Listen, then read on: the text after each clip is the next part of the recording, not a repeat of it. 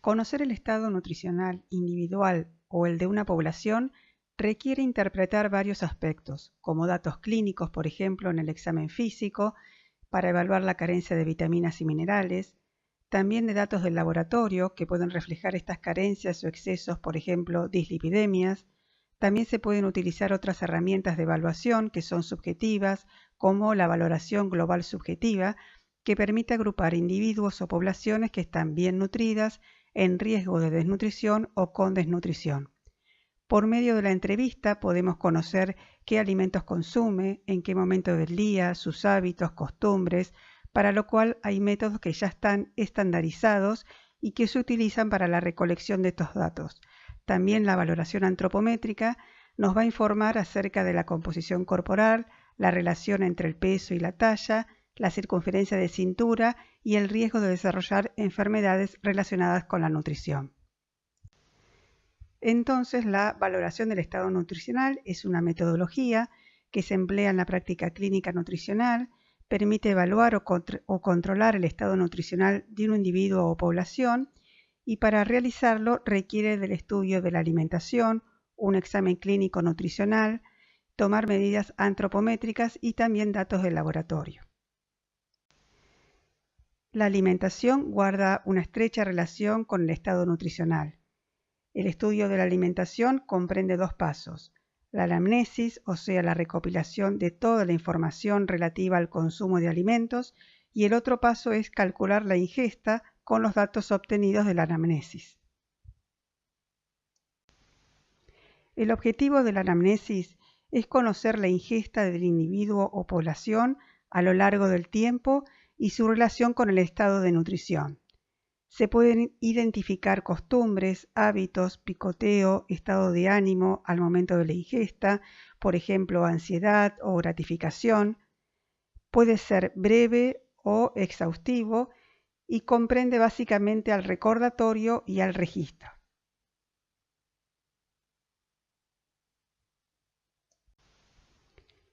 El recordatorio es un método retrospectivo que recopila información del pasado, reciente o lejano, para detectar en qué medida influyó su alimentación en el cuadro clínico actual.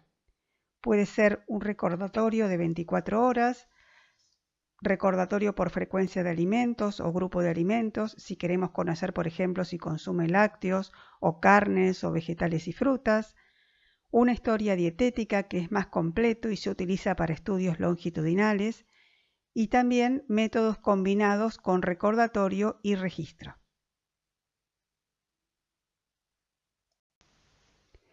Con el registro, el individuo toma nota de lo que consume.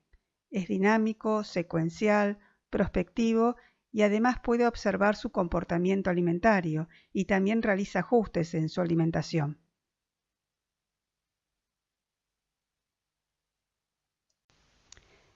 Entonces, una vez recopilados estos datos, se procesan de forma manual o computarizada y se realiza el cálculo de la ingesta que nos va a informar acerca del valor calórico total, los macro y micronutrientes utilizando las tablas de composición química de alimentos o la frecuencia de consumo por grupo de alimentos.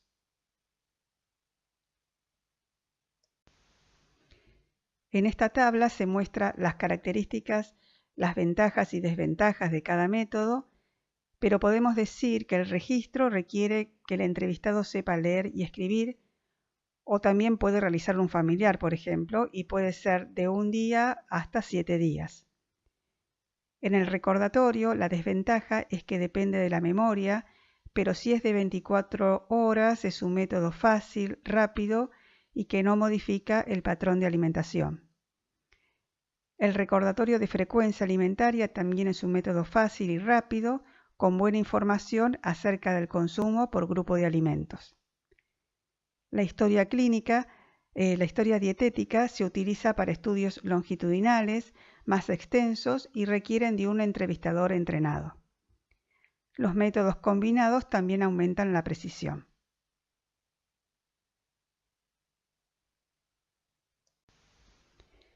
Con el examen clínico nutricional podemos obtener información con el interrogatorio, el examen físico, y la historia clínica que van a reflejar signos clínicos de deficiencias. En el caso de malnutrición puede verse en la tabla de la próxima diapositiva. Los déficits de vitaminas y minerales, así como de calorías y proteínas, no son específicos en muchos casos, pero orientan sobre la carencia en enfermedades relacionadas con la malnutrición.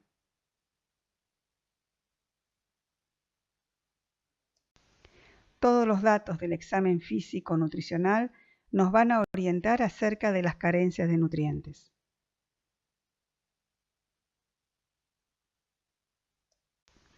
Entonces, un examen clínico nutricional nos orienta acerca de deficiencias y una exploración de la piel, uñas, cabello, ojos y boca son de gran utilidad en ausencia de pruebas de laboratorio. En este enlace se pueden consultar también atlas con fotografías de deficiencias nutricionales.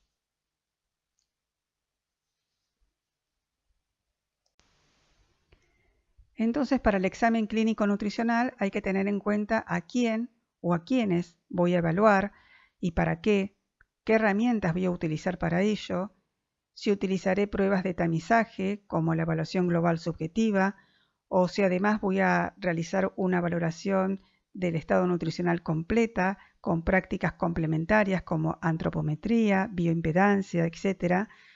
Y además con los datos obtenidos tengo que comparar con tablas o estándares de referencias para evaluar el problema y analizarlo posteriormente. La evaluación puede ser subjetiva, que se basa en datos de la historia clínica y del examen físico, interroga acerca de la capacidad funcional y no utiliza medidas antropométricas ni de laboratorio. Puede realizarlo cualquier profesional de salud con entrenamiento y es un método fácil, simple, económico, comparado con una evaluación objetiva donde sí se utilizan pruebas de laboratorio y medidas antropométricas. Requiere ahí un profesional entrenado y es más costoso. Podemos encontrar diferentes modelos de score nutricional. Algunos son utilizados en la consulta, otros en pacientes que están recién ingresados en una hospitalización y otros que son más específicos, por ejemplo, en el caso de la enfermedad en la insuficiencia renal. Es clave para realizar una intervención nutricional que sea temprana y continua, ya que la pérdida de la masa muscular es muy rápida y hay tanto condiciones crónicas como agudas que pueden empeorar esta situación. El músculo tarda mucho más tiempo en reconstruirse y esta situación es similar a lo que ocurre en un incendio forestal seguido de una reforestación. Bueno, recientemente fue publicado un consenso que nos permite de alguna manera identificar el riesgo de malnutrición teniendo en cuenta el cambio del porcentaje de peso del paciente, si ha perdido o no masa muscular y el grado de inflamación. A su vez, podemos determinar también la gravedad y de esta manera poder recomendar soporte nutricional. Bueno, a modo de ejemplo, mostramos diferentes formas de abordaje de intervención nutricional por vía oral, por vía enteral y por vía parenteral. En situaciones en que la malnutrición se acompaña de inflamación, por ejemplo en la obesidad, en el síndrome metabólico, en la diabetes, donde existe un tejido adiposo disfuncionante, también se encuentra pérdida de la masa muscular. En el caso de caquexia, que está presente en pacientes con cáncer, y en el caso del síndrome de Wasting, que se presenta en pacientes con SIDA, la pérdida de la masa muscular está ocasionada también por un aumento de la respuesta inflamatoria. En estos casos, el soporte nutricional no sería tan efectivo como en los casos de malnutrición sin inflamación. Respecto a la antropometría y a las prácticas complementarias para la evaluación nutricional, hay varios modelos, pero si los describimos en forma de compartimiento corporal total, vemos cómo se modifican cuando el estado nutricional se ve afectado. Los parámetros que se modifican en función de los cambios nutricionales son el peso, la talla, las circunferencias corporales, los pliegues cutáneos. El peso y los pliegues cutáneos aumentan con la obesidad y disminuyen en la desnutrición, pero en otras es necesario realizar otras medidas para observar los cambios en los compartimientos corporales. Por ejemplo, un deportista con mucho desarrollo de masa muscular va a pesar más y no se debe al componente graso. Por eso se recurre a otros modelos de compartimientos para diferenciarlos. Por ejemplo, el modelo bicompartimental. El modelo bicompartimental se refiere a que el organismo puede evaluarse como si tuviera dos compartimientos: masa magra, que representa las reservas proteicas, y masa grasa, que representa las reservas grasas. Este es el método que se utiliza por su simplicidad y cuya suma refleja el peso total del individuo. La masa magra se relaciona con el componente de reserva proteico y permite evaluar cómo se afecta en la desnutrición o por enfermedades que llevan a la desnutrición, también cuando está en proceso de recuperación nutricional.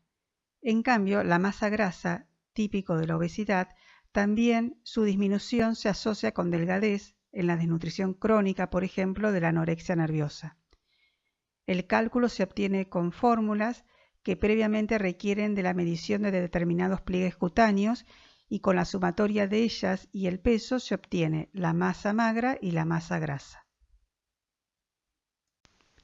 Aquí se describen las medidas antropométricas que se realizan comúnmente y que están estandarizadas. Por ejemplo, para la altura de un adulto se toma de pie, descalzo, erguido con la mirada al horizonte y en inspiración. Se utiliza un estadiómetro de balanza o de pared y ustedes van a encontrar en la bibliografía un video de antropometría parte 1, que la pueden consultar al igual que la guía médica de nutrición. La circunferencia de muñeca sirve para calcular un índice, que es la contextura, que me dice si es pequeña, mediana o grande. Y la circunferencia de brazo, que incluye a la masa muscular y la masa grasa, como está influenciada por los cambios nutricionales, también hay tablas de referencias percentiladas. Además, se la utiliza para el cálculo de la circunferencia muscular del brazo y determinar qué compartimiento se encuentra más afectado, si el muscular o el graso. La circunferencia de cintura es muy importante para evaluar el riesgo de enfermedad cardiovascular, ya que se relaciona con la grasa intraabdominal o visceral. La circunferencia media del brazo, que se utiliza para evaluar el compartimiento muscular y que requiere de la medición del pliegue tricipital.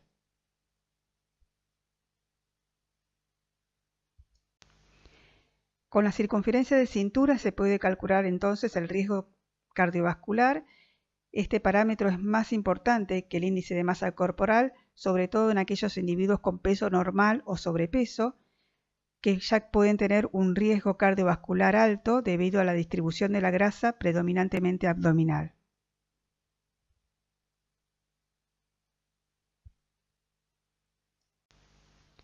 Los pliegues grasos o cutáneos que se utilizan para evaluar la reserva grasa o energética tienen un método determinado para su medición.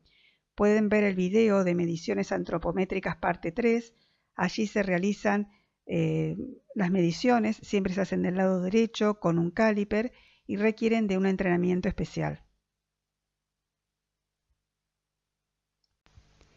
Estos pliegues, entonces, los pliegues cutáneos, tienen un sitio específico para su medición y requieren también de un entrenamiento especial.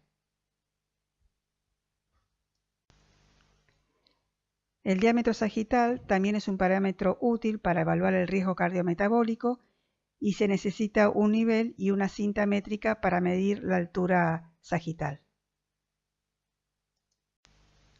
La contextura es un índice que se calcula entre la talla en centímetros dividido la circunferencia de muñeca en centímetros. Esto permite conocer la contextura y comparar el peso del individuo con tablas que tienen en cuenta este parámetro. El índice de masa corporal, que se obtiene con el cociente entre el peso y la talla al cuadrado, o una forma fácil es determinarla por el peso dividido 2 veces la talla. Sirve para evaluar los grados de obesidad, determinar el peso normal, que está entre 18,5 y 24,9, aunque es poco específico para valores más bajos de 18,5.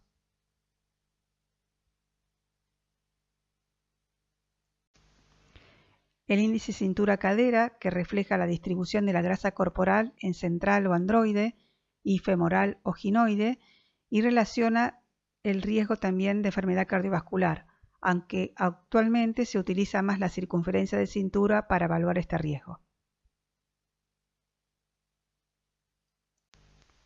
Una vez obtenidos los datos, se pueden utilizar de forma comparativa con tablas o hacer cálculos para estimar la cantidad en kilos de masa grasa y masa magra o de los distintos compartimientos corporales.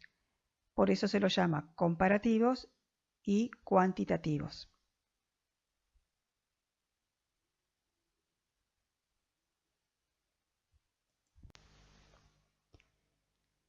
También existen prácticas complementarias más sofisticadas para medir compartimientos corporales, que no se van a describir, pero para que tengan en cuenta que se pueden utilizar para estimarlos. Por ejemplo, la bioimpedancia, la interactancia infrarroja, tomografía computada, resonancia magnética nuclear, densitometría de rayos X, ecografías.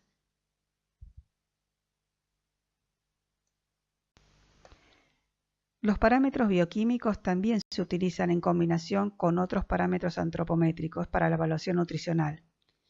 Por ejemplo, el recuento de linfocitos es muy representativo del estado nutricional, a la vez que el test de sensibilidad cutánea tardía.